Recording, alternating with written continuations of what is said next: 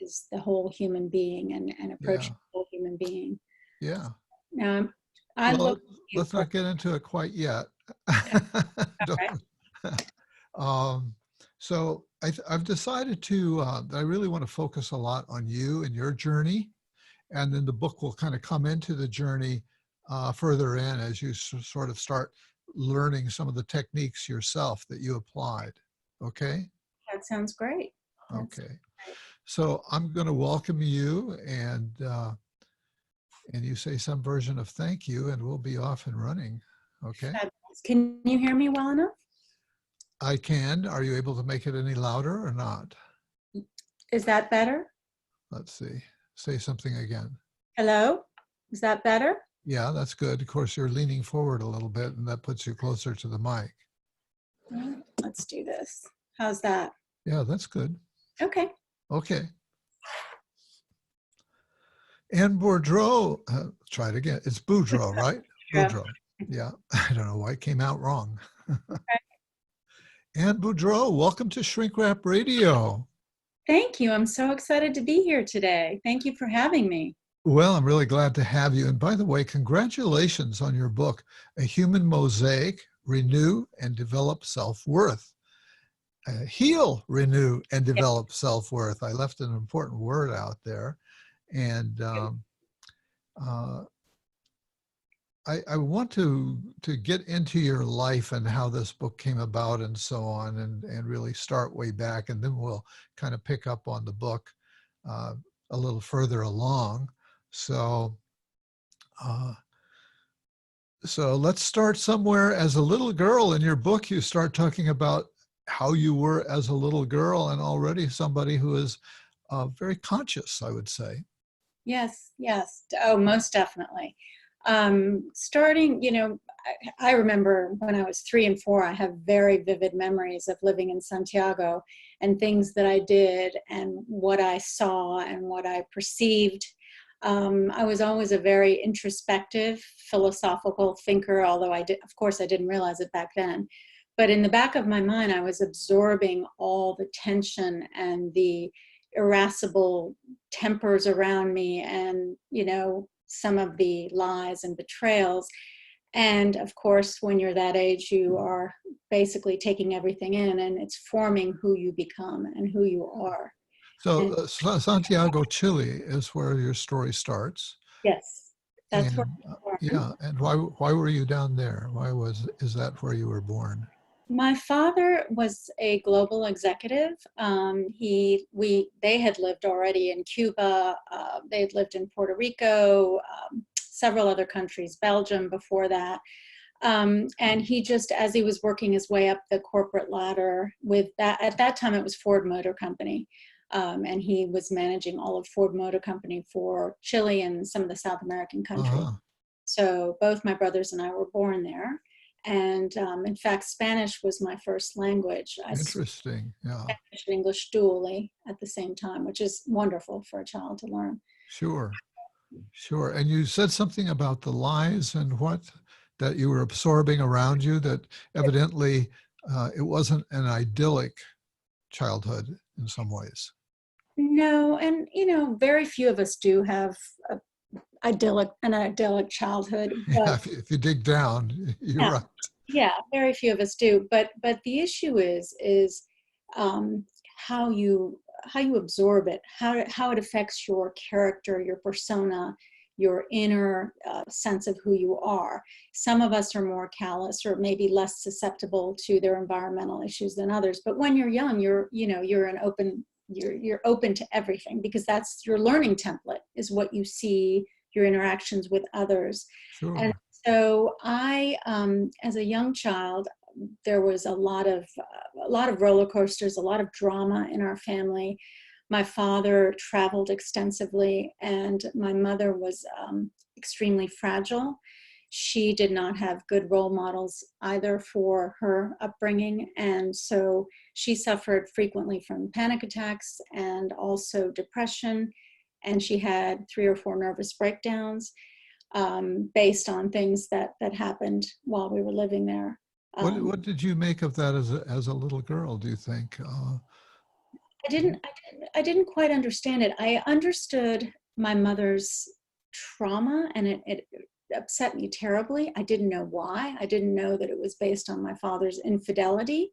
Uh-huh. Uh, she had nothing to go by. She had no role models, as I said earlier. So she basically turned to alcohol and drugs to try to escape and give her a sense of assuagement of some sort, even though it was obviously based on drugs and alcohol. But I didn't quite know what to do with it other than absorb the pain that I saw and the trauma, and that she was vacant for a long part of my childhood. I was raised by the maids that lived in our house. They were called maids at the time.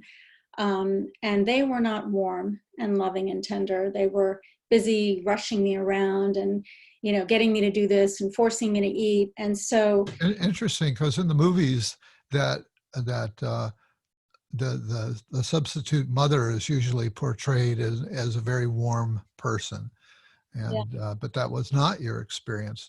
And yeah. at, at what age did you become aware of your father's other relationships, the infidelities?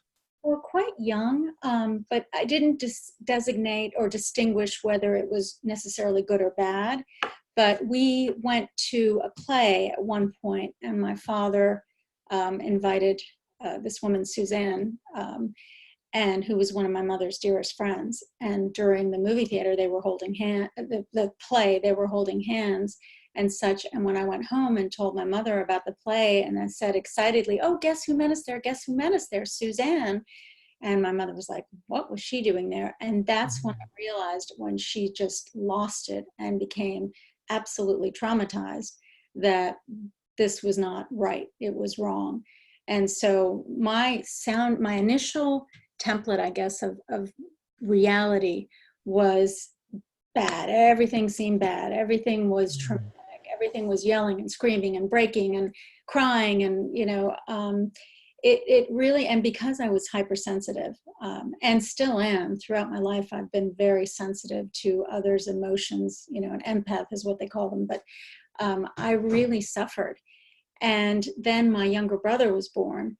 And before that, my mother paid attention to me as best she could. But then when my younger brother was born, I was really pushed aside and sent to this huge school in Chile called Santiago College. And I started to have psychosomatic illnesses where I had so much anxiety that I felt as though I was going to vomit every single morning because I was terrified of going to school. Oh, wow. And that was the symptom. It Yeah. wasn't the root cause. Was I had no support system. I felt that I was abandoned. And it was these housekeepers or maids that were pushing me around and sending me around and hurry to school and rushing me, and no love, no, from anybody. My dad was gone all the time. So that's Yeah. really when I started to kind of, I guess, decompress and fall apart a little bit in my own self-understanding. Yeah, I want to go back to your dad for just a moment, because he was a very accomplished, uh, to be heading up a major part of Ford Motor. And you mentioned in the book that, well, he clearly was a very charismatic guy, and he went to Yale, and he spoke 7 languages, you said. And it sounds like you and he were very close. I We were. mean, he clearly was somebody to admire. Yes, we were extremely close, to the point where my mom used to call us honeymooners. She And that's a real mixed message there, isn't it? was, Yeah. and really we were close from the time I was little. But as I aged and evolved and became more and more like my father, and the reason I became more and more like my father is because I sought his love and approval so desperately. And every time I did something that he respected or admired, I'd get this tremendous praise and love. And that's what that became my modus operandi. Everything Uh-huh. kind of to gain his admiration and Yeah. praise.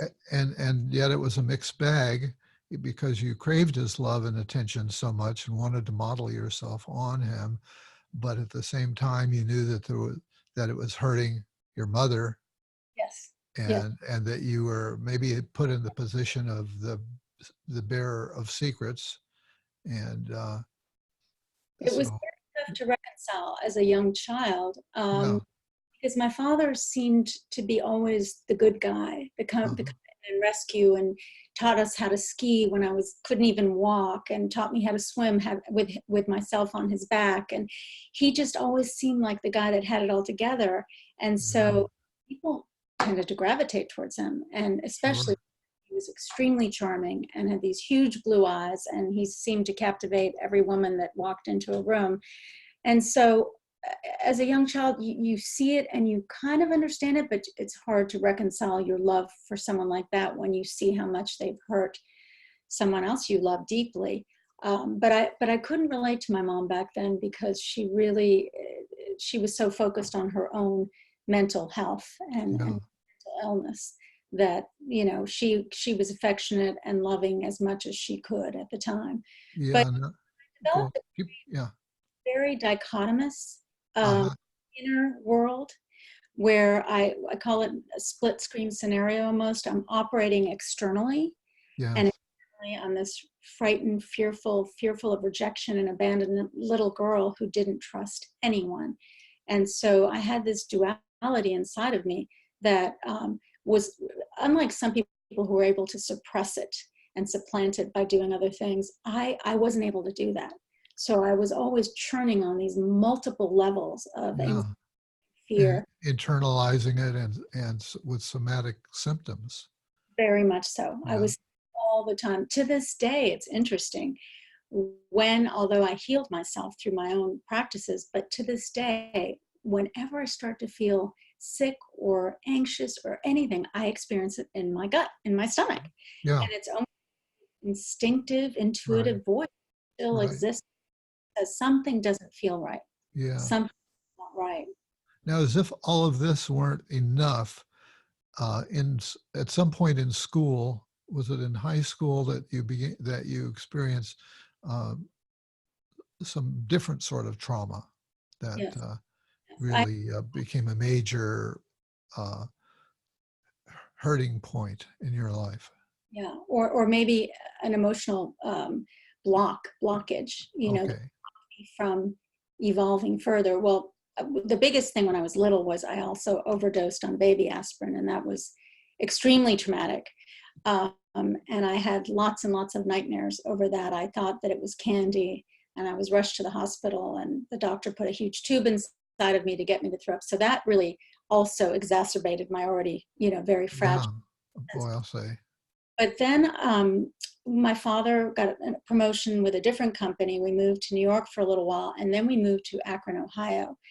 And I was 8 years old, and two girls decided they would turn against me. We went to a sleepaway camp for 2 weeks, and they bullied me so severely that it shattered any development I had made to that day, to that time, was absolutely shattered in terms of my self-worth. Wow. Because they turned everybody in the campground against me. They took mud and rubbed it all over my sheets and my pillowcases. They put hairspray. They took things of mine. And when I wrote letters to my parents describing, because of course we didn't have cell phones at the time, when I sent letters to my parents describing what was happening to me, they would find them and rip them up, and tear them up. And so it was a terrible Oh, experience. the girls would find the letters that you were Yes, writing home and tear them up. Oh boy. tear them up. And I never quite understood the source of their anger and hatred towards me. I knew that I had developed another friendship with another older girl that somehow they didn't approve of. But to get that kind of tormenting without really having a basis of understanding was just beyond. I couldn't believe it. I just couldn't believe it. But instead of leaving, because when my parents came at parents' weekend and I told my mother, she said, "Let's go, don't stay." And I insisted. I wanted my father to admire my stoic nature. So I said, "No, I'm going to stay. I'm not going to let them run me off." Uh-huh. So I Wow. just ended up, focusing on the sports, the horseback riding and the tennis and everything else. But I endured daily, moment to moment, suffocating torture, really torture for a kid that age. I mean, they weren't physically torturing me, but the emotional abuse was really, really bad. Yeah. So from the outside, you would look like somebody who was born with a silver spoon in her mouth, but Yes. that's not the story at all, No. right? That's just from a very external kind of look.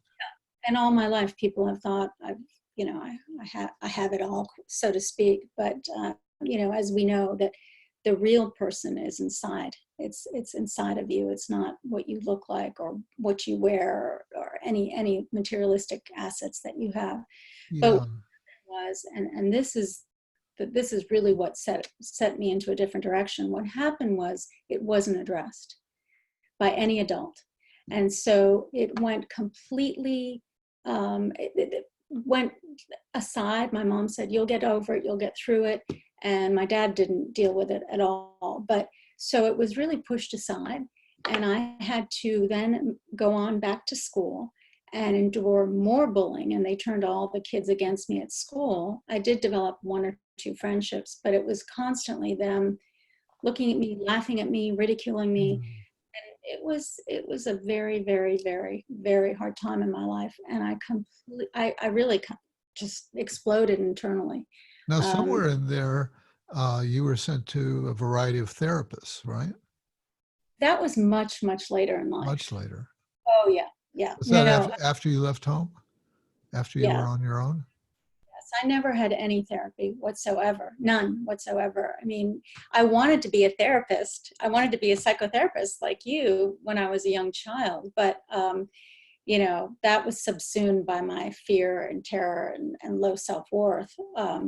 But later in life, when I was suffering from various issues, especially after my father died, because he was really my one person that I relied Yeah. on for everything, that I felt Right.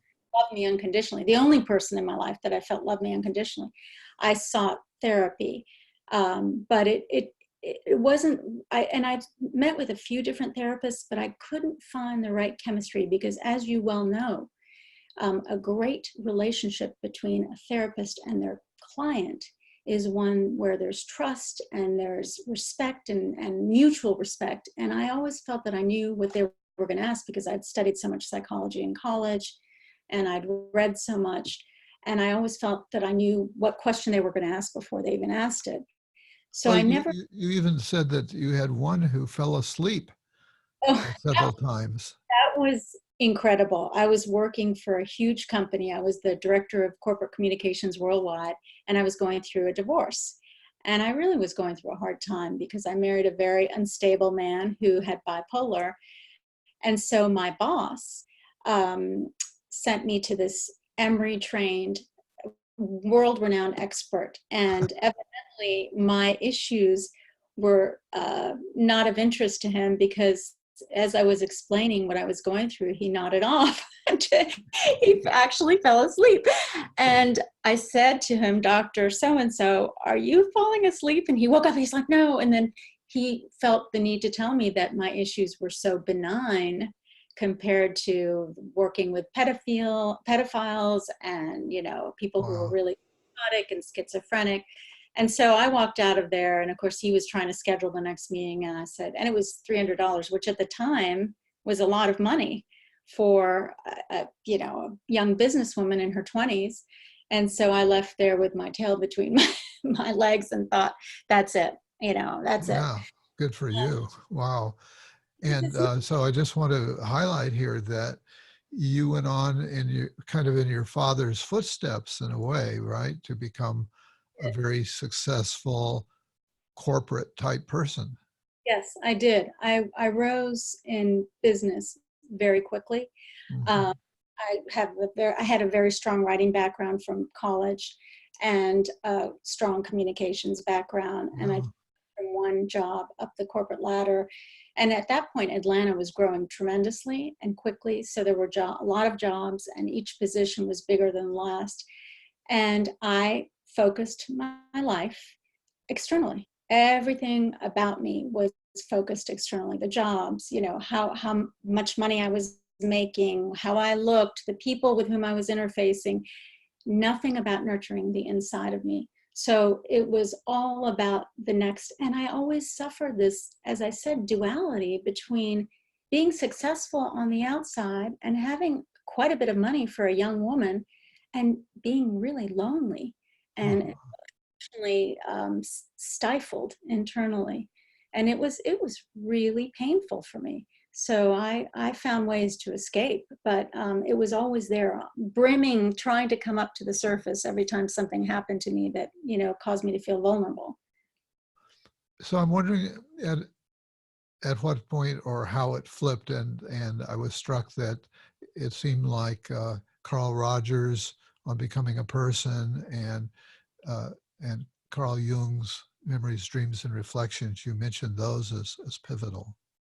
They were. After my father died, I went into this, I went into a depression, and I was medicated, and I felt so low. I had 3 young children and a husband, but I just really was struggling with functioning at a very basic level. As many people have suffered depression know, deep depression, it's hard to even wash your face in the morning. It's hard to get to bed. It's hard to tie your shoelace.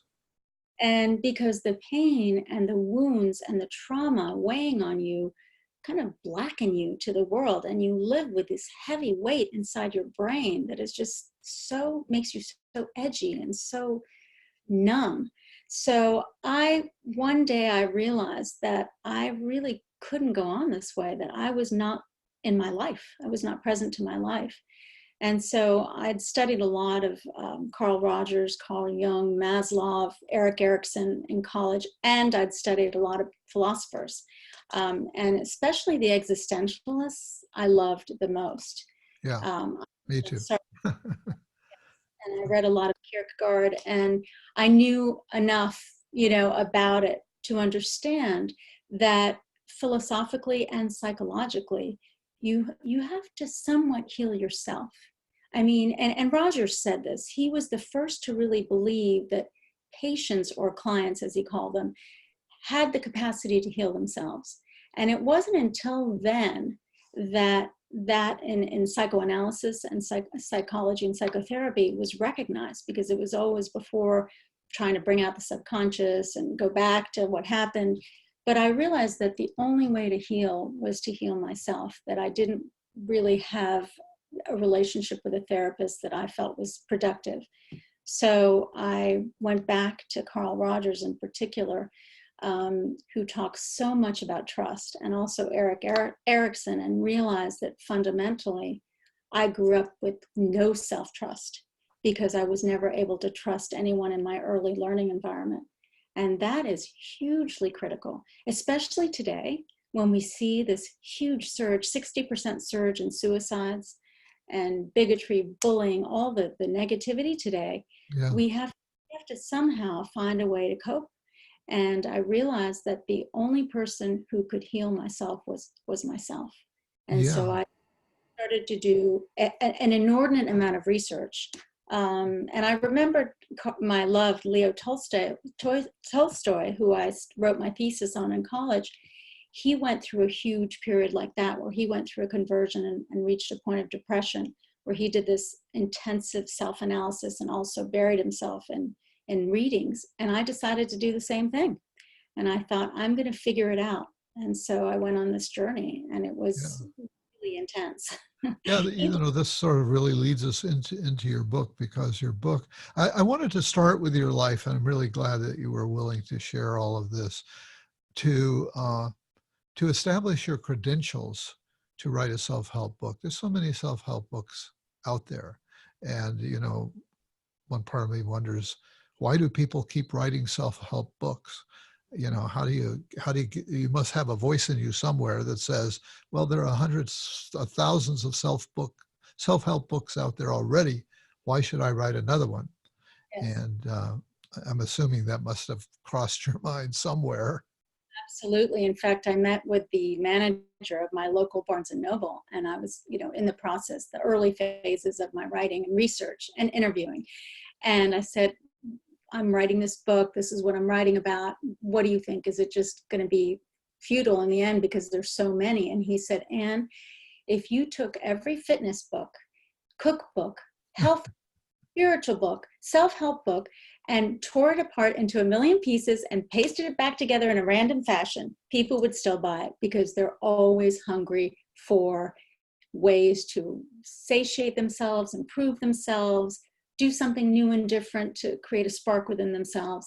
And so off I went. And what I felt was truly different about my book is that it explores the subject of self-worth. Yeah, that's really the hinge point of the whole book, really. And I want to read a paragraph from the book right here that talks about how this came about. You say, I prepared a framework for myself, which I share with you in this book, that enabled me to take the negative experiences that occurred in my life and release them from that fortress in my brain. Using the same framework, I replaced the negative thoughts with practices that generated positive thinking in order to enlist my brain in changing my life. Exactly. Yeah, I mean, so that really states very clearly, this is what I needed, this is what I did, and I think it'll help you too. And I'll tell you why, because even though there are thousands and thousands of self-worth books, I couldn't, when I was trying to heal myself, I couldn't find one that really talked about self-worth at length, in depth. So where it originates, what happens during the course of your life that makes you feel unworthy and inadequate when on the outside you're this superstar and or seeming superstar. And and they're wonderful authors that have written magnificent books, but they give you these labels or instructions of what to do. Okay, go out there, be bold. You can combat your fears by taking a risk. And it was all fear stuff and courage and fear. And what I realized, the fears are the symptoms. They're not the root cause. The root cause is your self-value. It's that you don't believe in the real person that you are inside. So you're depicting yourself as an ought self, who you think you should be, versus who you really are. And so I couldn't find anything that explored. There was a lot on self-esteem, and what people don't understand is there's a real distinction between self-esteem and self-worth. What is that? I'm not sure I'm aware of that. Self-esteem is your outside self. What I call in my book, your external self, outside you. Is your confidence in your competence. Whether you are a violinist or an artist or a school teacher, a mother, a grandmother, plumber, electrician, and you're good, or the president of the United States, you're good at what you do, you've had some achievement in your life, but inside you feel unworthy. And the issue is self-worth is your inside self. It's not the persona you project to the world. It's who you are in your core, what I call my soul self, your core being. And that really is the way you live your life. It affects everything about you. It affects your energy, your attitude, your sexuality, your ability to manage your life, productivity, concentration, sleep, immunity. It is so vital to the quality of your life. And I'd never read anything or seen anything that really, hit home with me that said self-worth is the pulse of your life. Yeah. And until you realize that you do have value, it's going to be very difficult to find meaning. And no amount of external accomplishments or material wealth will ever be enough to quell that void of low self-worth. And so that's where I really went with my material. So how were you able to go from 0 there to 10, so to speak, in terms of that internal thing? What practices helped you to do that? I assume it was a struggle. It was, and it takes time. And I think that's one of the predominant issues to make in our conversation, is that people want immediate change. Right. They change themselves. I'm counseling a few people right now, suicidal people, one gentleman in particular who lost someone he was madly in love with and is heartbroken and can't seem to do anything. He's having a hard time functioning.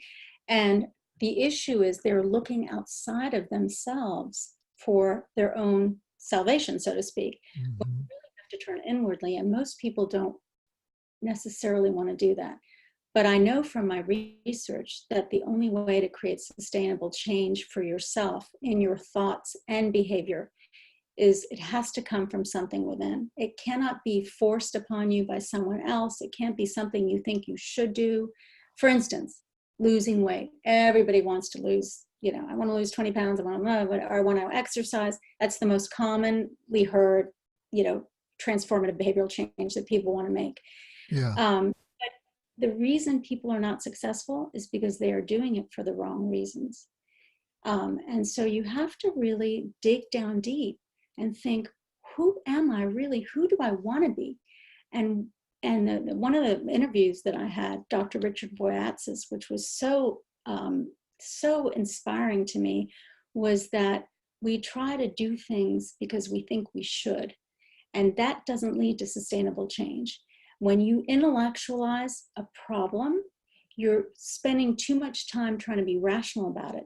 Whereas when you're emotional and you're passionate and you desire change to occur, that's when you're driven. That's when you'll have the tenacity to stick with it. And so what I did was I did all this research. I also interviewed, after the fact, interviewed experts all over the world and a lot of trauma survivors. And that confirmed, in my mind, that until you are really able to unearth what has happened to you without spending a lot of time on your past, because your past is your past and you are who you are today, but understanding your past and why you became the way you are today. That's very important. It's kind of a mix of humanistic psychology and cognitive behavioral therapy, where you do have to understand what happened, but you are also dealing with where you want your life to go. And so I did a lot of souls, not searching, but just understanding of how I came to be the way I was. And then developed these practices that I had an incident. I was out of town this past week. I had an incident with my brother that completely took me into this state of where I was going back to when I was a little girl again. And I came right back and I said, okay, back to my practices of gaining perspective first, self-reflecting, and doing my meditation and deep breathing, because life is dynamic. And as you said, from 0 to 10, I'm not 10. Okay. Right. I'm always vacillating between an 8, 9, whatever. But the truth is that you are constantly adjusting and flexible. And that's part of developing self-worth, is being able to respond to circumstances and have the inner strength and resilience to come back to your centeredness. And so that's what I learned. That's probably the biggest thing. And the second thing is that anyone can change, but it takes the effort, the desire, and time. And time, yeah. You, it seemed like journaling was one very important tool for you. You talk about self-reflection, and I would think that journaling would be a lot about self-reflection. It is. And writing is, and I write everything on a computer, but I still journal by hand, because the process of writing something down is so remarkable in terms of taking it out of your brain and making it concrete. And that action is truly magnificent in terms of just objectifying it from yourself, detaching it from you, and also saying, this is real. This isn't something I'm imagining. This is how I feel. And then it gives you the platform to go back and review those notes and say, okay, that issue with my brother regurgitated things that happened to me when I was younger. So what was it? And you identify those triggers, things that he said, the way he said them. Those triggers are so important, and they're cues that bring you back, and you say, okay, I'm not there anymore, I'm here. So here's what I'm going to do to transcend these feelings of hurt, these feelings of disrespect. And so as much as you say as much as I say that I have self-worth, life is a work in progress. We are constantly working on things, and we are constantly facing challenges and losing people we love.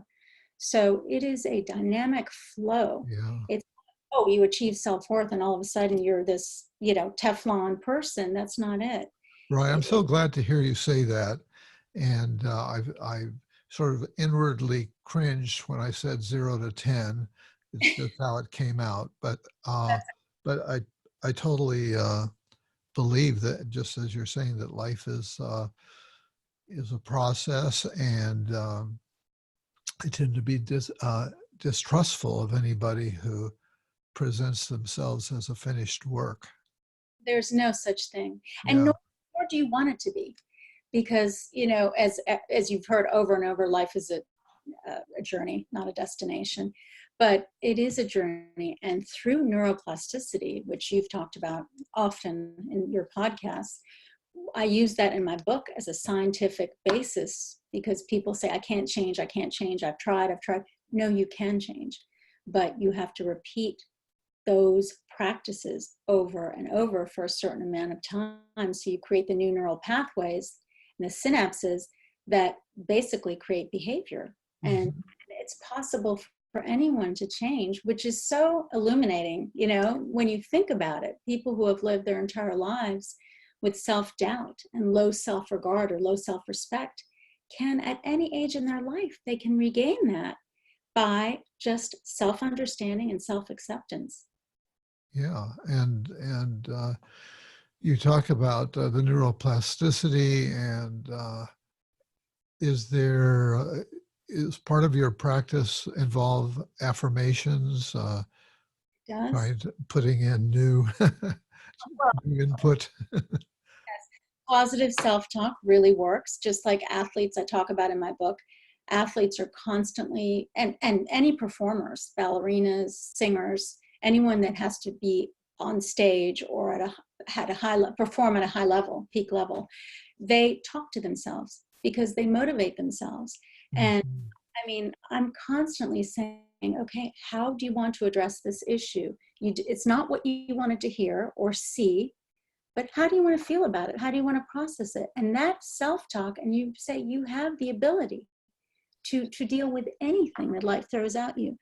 And I love the Dalai Lama, because the Dalai Lama, and I have this tapestry in my office, and he writes about the ability to maintain a healthy, peaceful state of mind is learning inside that the world can be falling down around you, but you can be okay with it because you have the ability to transcend it, to have the resilience and the inner strength to get through it, because life is going to continue to give you Right.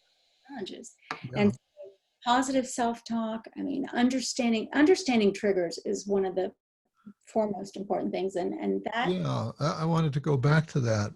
It's one of the major topics in your book, and it's also the piece maybe that comes from the behavioral,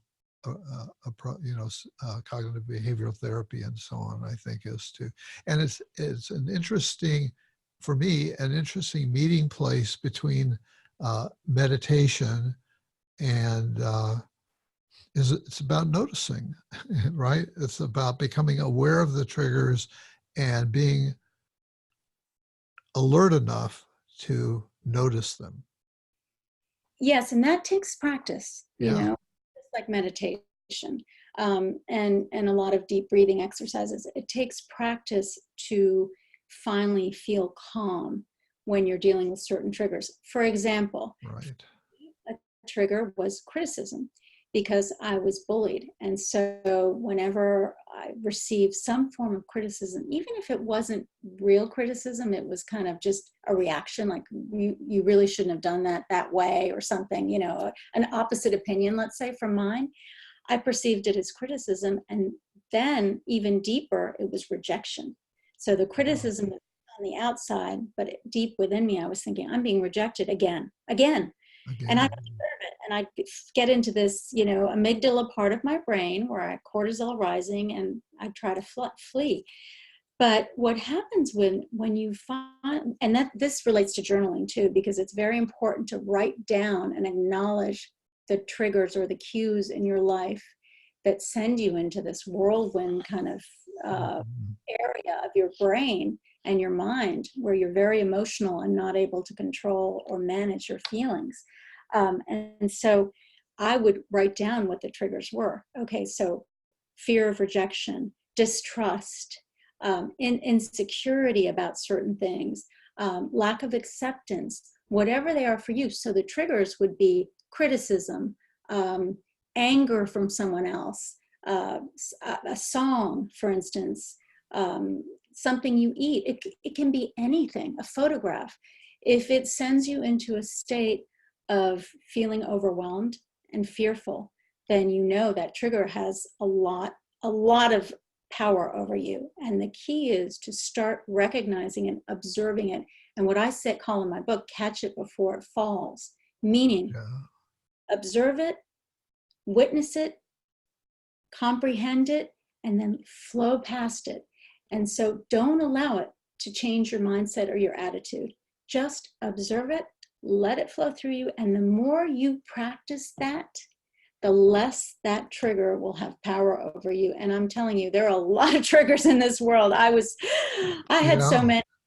But what do you think about the social phenomenon that's going on in universities, particularly where professors are feeling like they have to tiptoe around the content for fear that somebody is going to get triggered, or somebody will go and complain to the administration that this professor is brutal because they went into a topic that was painful. That's a big issue right now, I think. Very delicate subject, and it's not just in colleges and universities. It's endemic now because of the sexual harassment stuff, and saying something that you accidentally may have said the wrong way, and the perception. And especially the new kids are so sensitive to the rise in bigotry and bullying and racism and the white fascism and all that stuff that's rising again. It's a very delicate tight wire.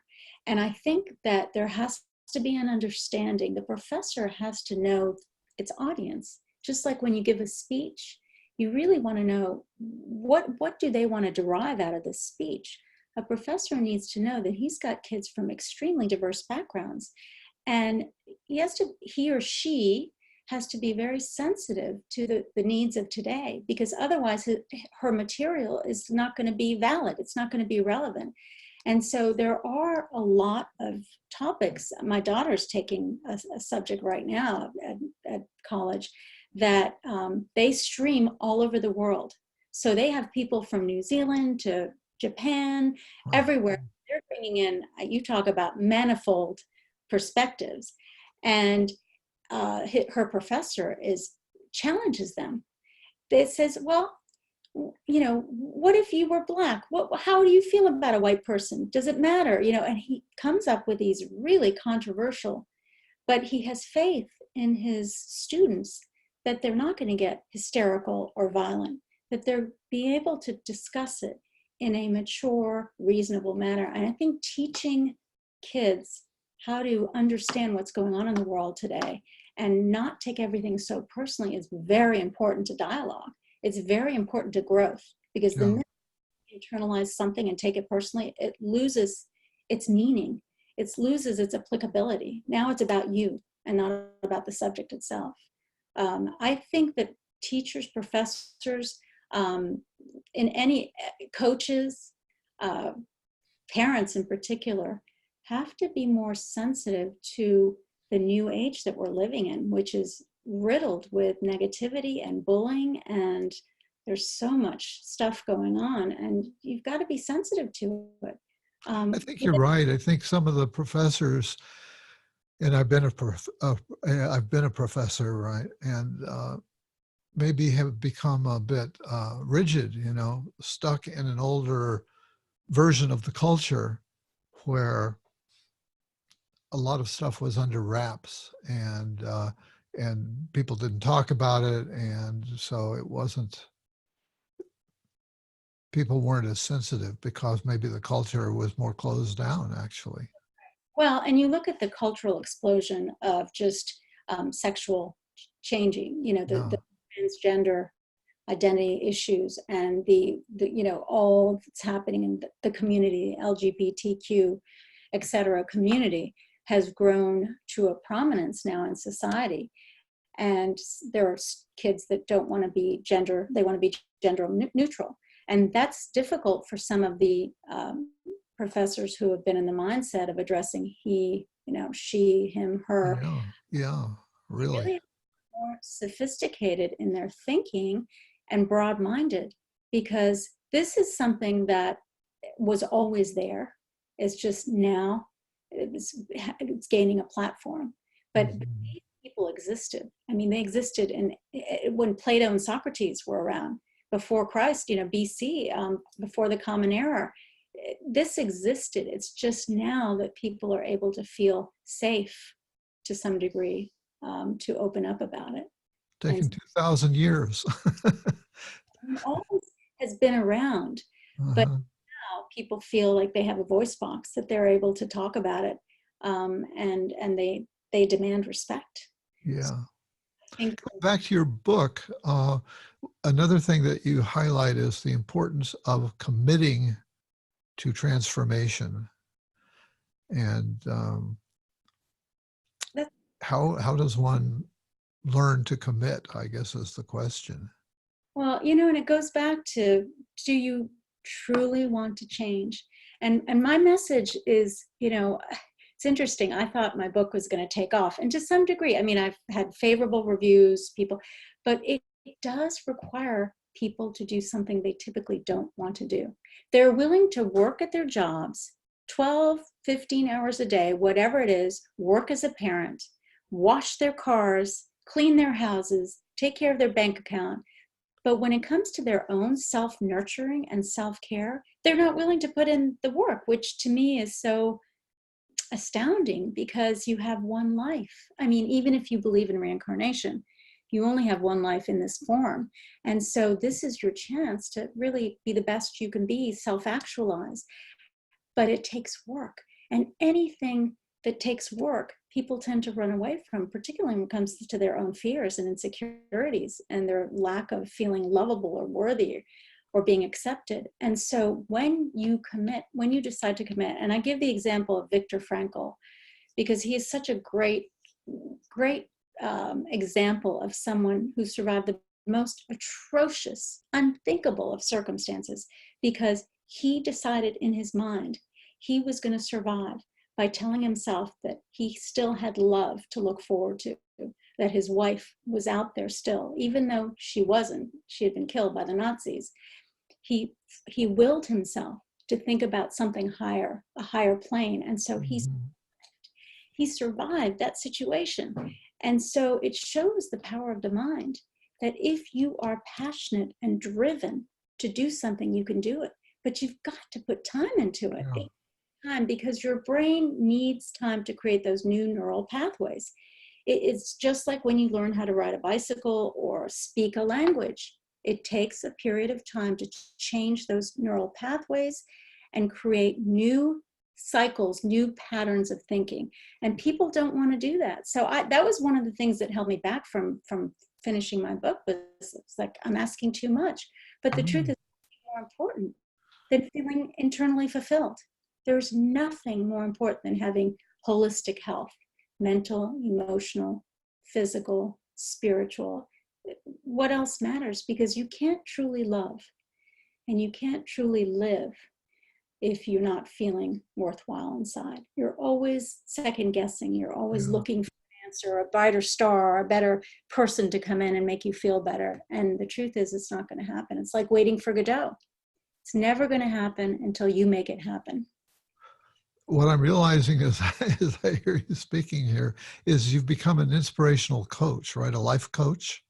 Yes. And that's the path you've chosen over becoming a psychotherapist. And yeah, tell us a little bit about that decision. Well, I was a business executive for years, and I always thought I'd go that way, but I became so disgruntled with the politics and the lies in business. That everything was a lie. Everything was, and I decided that I wanted to live a life of integrity and authenticity, which is very hard to do when you're in that environment. So I left to write my book, and it was tough giving up a big income to sit in an office by myself. And Wow. Yeah. but I did research, and I interviewed over 40 trauma survivors, which was magnificent, really incredible.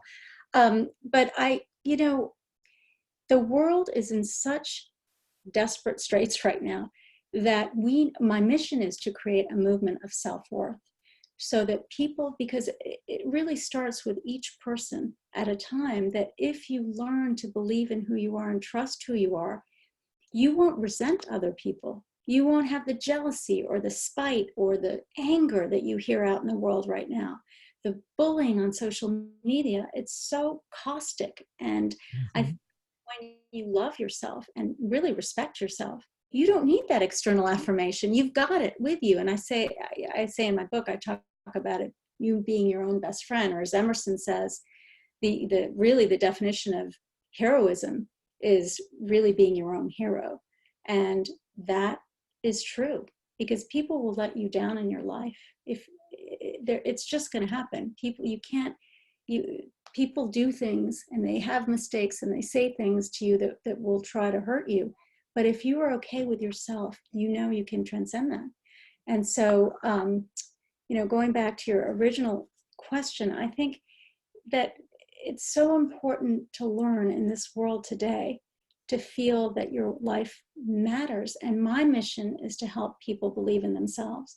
And you wouldn't believe, I have a Facebook page, and the things that people say, the amount of suffering that I see out there. And there are a lot of people that reject my theories, that say, you know what, if I talk about letting go of defenses, because defenses block your ability to really live in your life. And they're like blinders. And this one woman wrote, yeah, well, if I had defenses, I wouldn't be heartbroken, in debt, devastated. And, I wrote her back, and I said, actually, you'd be able to transcend it better if if by being able to feel those feelings and grasp those feelings. When you live your life without really dealing with what's inside of you, it's always going to come up. Somehow it's always going to come up, and it's always going to be part of your life's history. How can So people find your Facebook page? I went there, and I see that you create kind of little artistic squares, an image, and kind of an epigram to go with it, some kind of a message.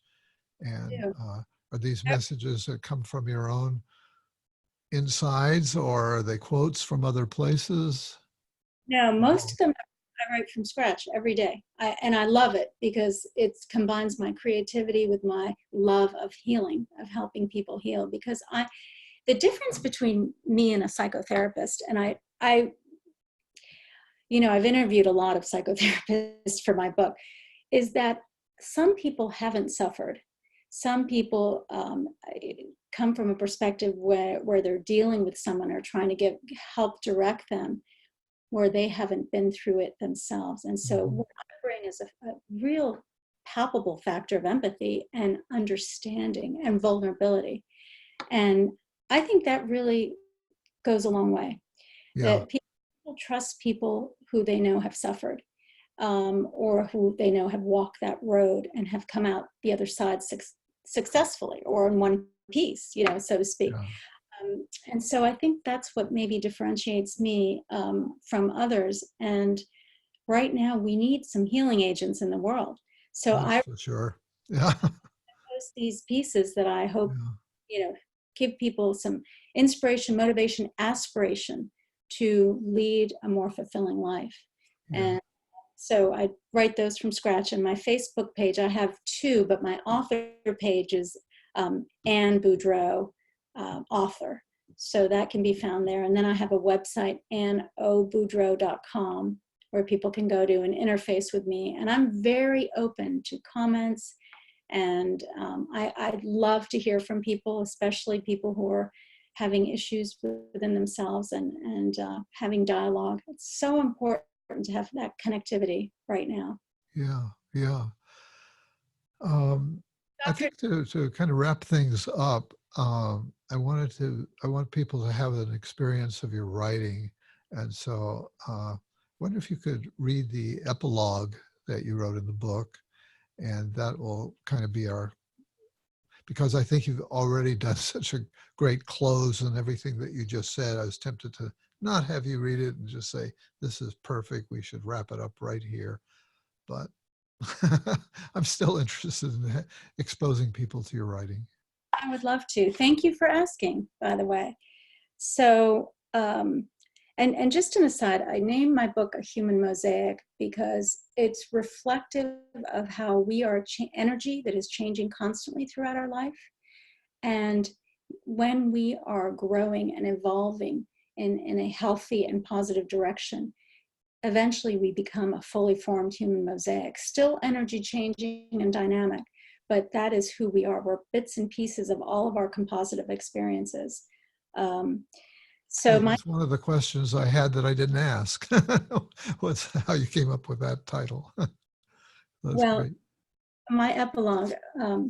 During my senior year in college, I chose to write my thesis on Leo Tolstoy, not only because he was one of the greatest writers of all time. I was also fascinated with his dramatic, life-altering shift when he turned 50. After completing War and Peace and Anna Karenina, Tolstoy was at the pinnacle of his career. He was surrounded by family, with a wife and 14 children, was in good health, and had amassed an enormous wealth. Despite his success and fame, at midlife, Tolstoy became intensely introspective and dissatisfied with his life. He lost his purpose and descended into a profound spiritual crisis and deep depression. Despondent and directionless, Tolstoy wondered whether he would ever find meaning in his life again. On the verge of suicide, Tolstoy decided to immerse himself in the study of philosophical and religious doctrines, hoping that they might hold the answer to the quintessential question of humanity. What is the meaning of life if it leads to inevitable death? Tolstoy engaged in a comprehensive examination of every document he could find to answer the one question left that was keeping him from ending his own life. Quote, "Without knowing what I am and why I am here, life is impossible," unquote, remarked Tolstoy during this very low period of his life. He worked tirelessly to find the answer outside of himself, when in the end, he understood that the only way to live with meaning was to fully engage himself in humanity. After studying Western and Eastern religion, philosophy, and spirituality, Tolstoy created his own philosophy known as Tolstoyevstvo. Its core concept was that humanity should live in harmony, unity, and peace. Tolstoy knew in the 1800s what we as a global community must embrace today. Quote, "Free thinkers are those who are willing to use their minds without prejudice and without fearing to understand things that clash with their own customs, privileges, or beliefs," unquote. What wisdom, truth, and relevance these words have to us today. The irrational violence, political divisiveness, religious and cultural conflicts, bullying, bigotry, suicides, drug overdoses, the savage manner by which people communicate with one another, all this colliding discord has caused a climate of extreme negativity and hostility. Our world today is not harmonious, unified, or peaceful. We live with dissonance and fear that echoes from the depths of our soul. However, every human being has a role in changing the climate of our world by taking a higher path, by modeling behavior that is non-judgmental, accepting, compassionate, and loving. This begins with you. If you have been suffering from past wounds, feeling unworthy or inadequate, it is not easy to raise your own positive energy, let alone those of others around you.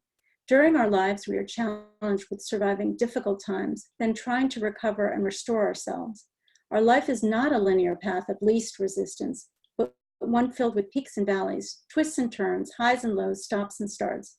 We are a complex composite of all the experiences and relationships that have influenced us during our journey.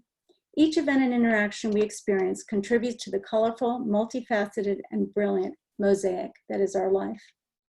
Every human being has the power to influence the present and the future. Our universal energy is connected. We know this is a fact through the first law of thermodynamics that states that heat is a form of energy, and thermodynamic processes are subject to the principle of conservation of energy. This means that heat energy cannot be created or destroyed. Your energy is infinite. Your energy will never die. It will change in form, but it will exist forever. When you absorb the scientific law of physics, I hope it provides you with the inspiration and motivation to transform the negative energy within you into positive. As Tolstoy wisely stated, everyone thinks of changing the world, but no one thinks of changing himself or herself, I'll add. This book is dedicated to those of you who truly want to change, to grow, to live a meaningful life, and to have a powerful, resonating impact on the world. This is possible when you learn how to accept, trust, respect, and honor who you are by building inner strength and developing healthy self-worth. Abraham Lincoln, 16th President of the United States, once said, quote, "My dream is a place and a time where America will once again be seen as the last best hope of earth," unquote. His words were prophetic then and have a profound bearing on where we stand as a country today. These words bear repeating and should be taken seriously by every human being who cares and believes in our world. Our uniqueness is our strength. We have within us the power to create the life we imagine, the life we deserve, if we learn how to honor our differences. The power to affect positive change is within your reach. You just have to grab it, build upon it, and share it with others.